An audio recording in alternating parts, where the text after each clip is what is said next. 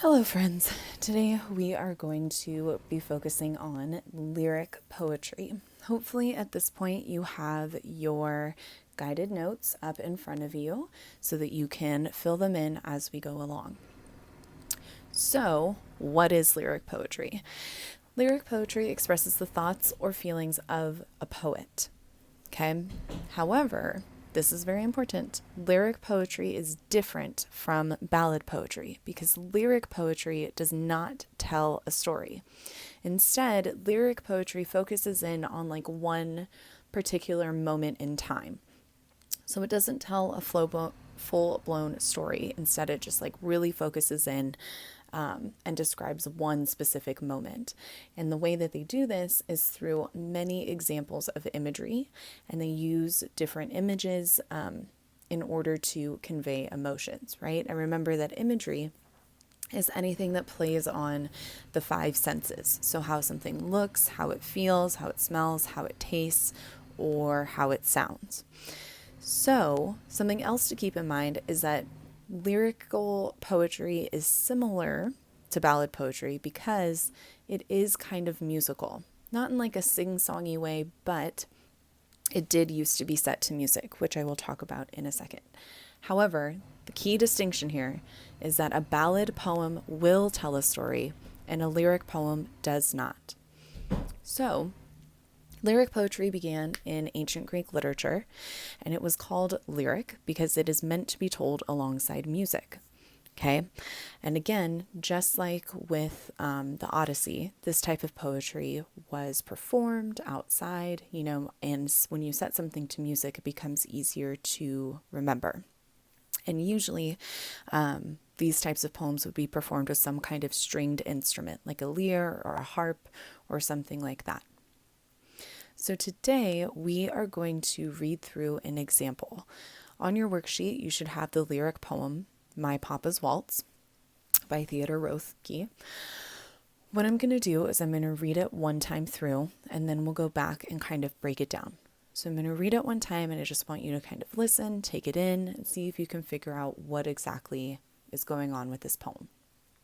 Okay, My Papa's Waltz. The whiskey on your breath could make a small boy dizzy, but I hung on like death, such waltzing was not easy.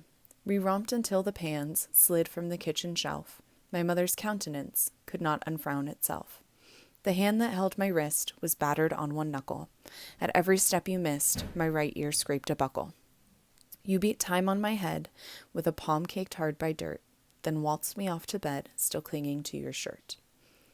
Okay, so we'll break all of that down in a second, but firstly, let's identify who the speaker of this poem is.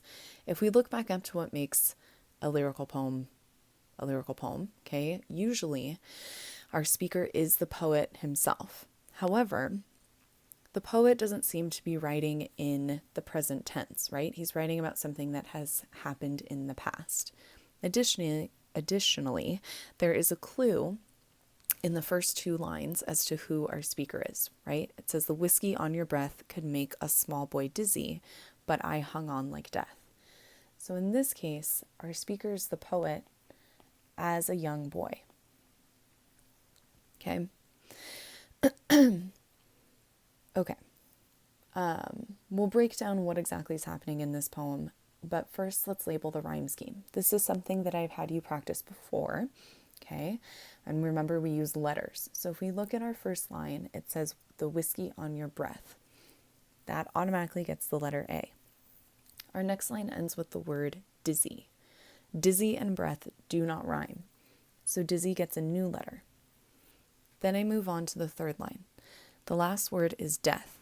Because death and breath rhyme, they get the same letter. Okay? And our next word is easy. Easy and dizzy, those rhyme. So they also get the same letter.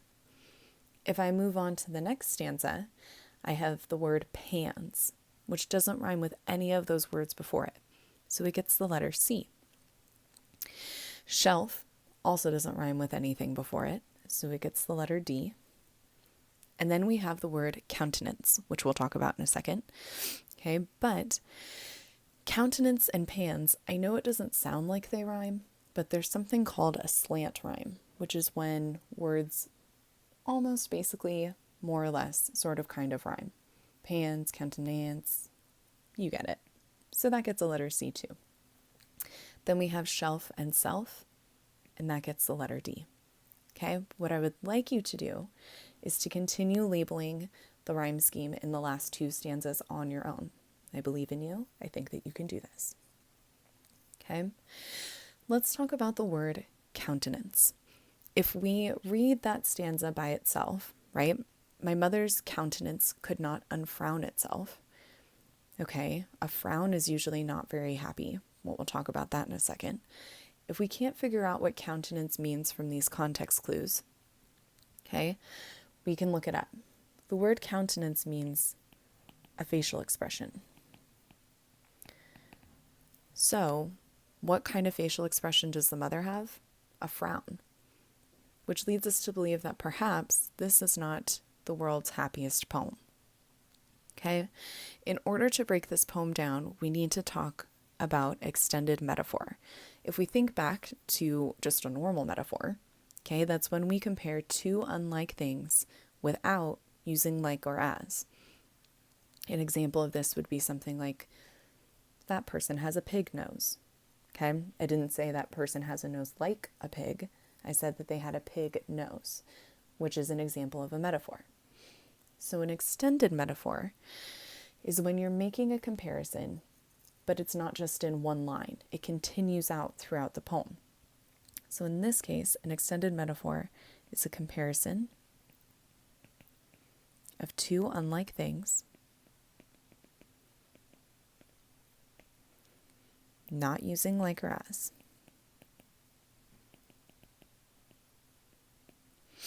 Oops, it's a long comparison. Okay, so let's look at what's being compared here. Okay, the title of this poem is My Papa's Waltz. And throughout the poem, the poet talks about dancing, right? At every step you missed, my right ear scraped a buckle. Such waltzing was not easy. We romped, we slid, you beat time on my head. However, is this young boy really dancing with his father? Probably not. And there are some clues here that let us know that about what's really going on here. Okay, the first line says that there's whiskey on the father's breath. Okay, so there's so much of it that we can probably infer that the father is drunk. Additionally, if we look at the second stanza, right, we romped until the pans slid from the kitchen shelf.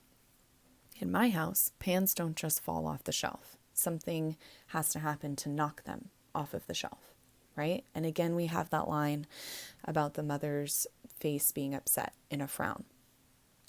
When we go on to the third stanza, right, it talks about holding hands. However, the father's hands are battered on the knuckle. If you are someone who gets into a fight or punches a wall, right, your knuckles are going to be bruised or cut. And that kind of is furthered in the next part of that stanza where it says, every step you missed, my right ear scraped a buckle. Okay, so we can kind of figure out here that the father perhaps is a violent person or has been in some kind of fight. The last stanza confirms that by saying, you beat time on my head with a palm caked hard by dirt, then waltzed me off to bed, still clinging to your shirt. So, in this poem, what's being compared here is a drunk father interacting with his son.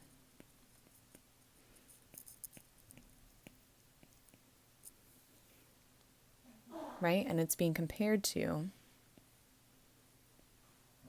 a dance or a waltz. So this poem as a whole, right, is about an alcoholic father,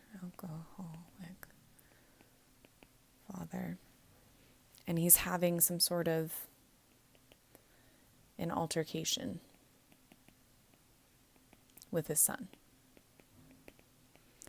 right? Whether it's a violent one, or maybe his son is just trying to help him to bed.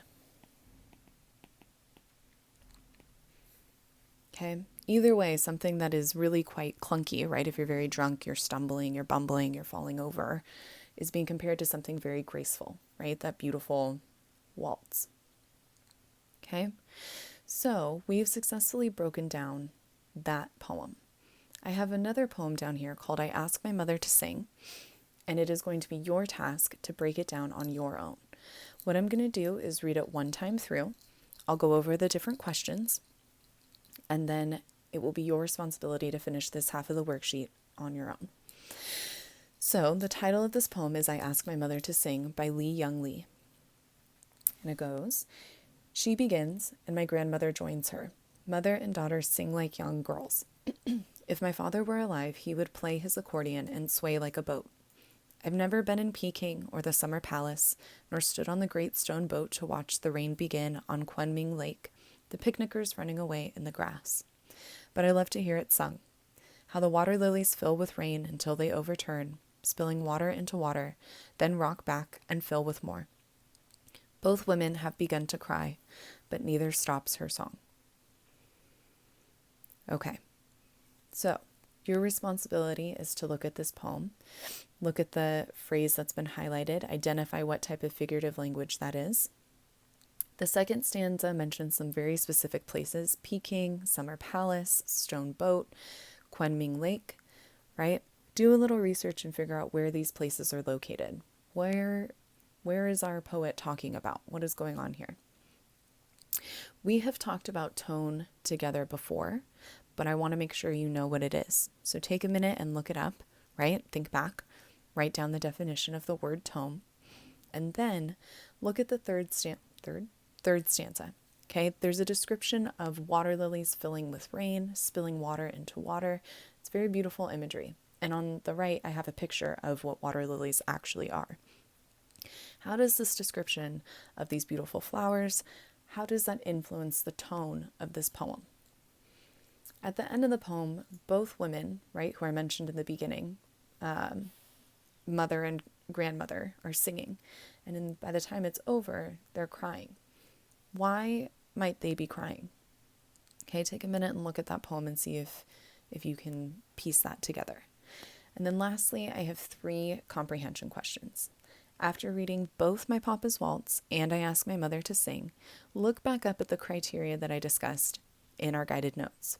How do both of these poems meet the criteria of lyric poetry, right? How are they examples of a lyric poem? Then go back up to My Papa's Waltz and look for a line of imagery, right? A line from the poem that describes how something looks, smells, tastes, feels, or sounds. And I want you to literally copy and paste it down here, and then explain what emotion that line conveys. I then want you to repeat that process with the poem I Ask My Mother to Sing. So choose a line, copy and paste it, put it down here, and then explain what emotion that line conveys. Once you're finished with both of these poems, go ahead and turn this worksheet in. You've got it.